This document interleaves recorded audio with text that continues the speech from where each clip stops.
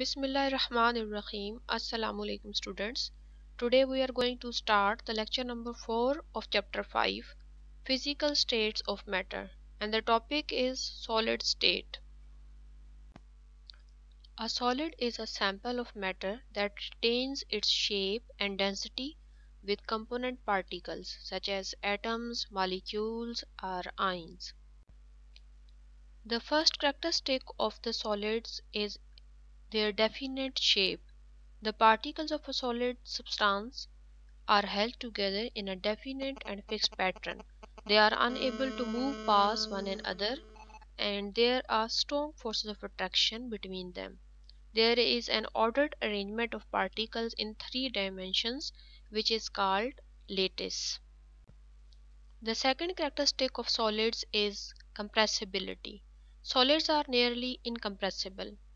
The particles of the solid material may be atoms, ions, or molecules, and these particles have to and fro motion about their fixed positions. The next characteristic of solids is effect of heating. During heating, the particles of a solid start vibrating with greater frequency.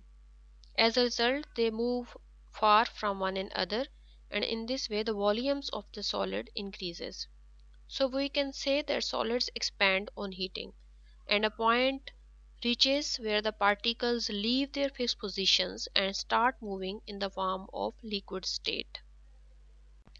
Melting point is also a characteristic of solids.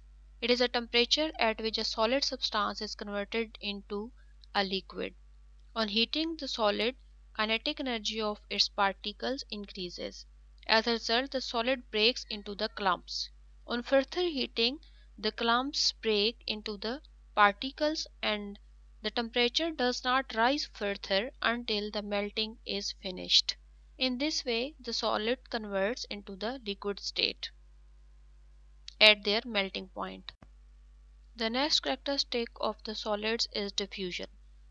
The rate of diffusion of gases is very slow as compared to the liquids and gases, and in solids there is close packing of particles, so very little space is available for the particles to move. The next characteristic of solids is density. The solids have very high mass to volume ratio as compared to the gases and liquids, and the particles are very close to each other in solids. That's why they have very high density. Some questions related to the topic are given here. You have to write and learn the answers of these questions. Thank you and Allah Hafiz.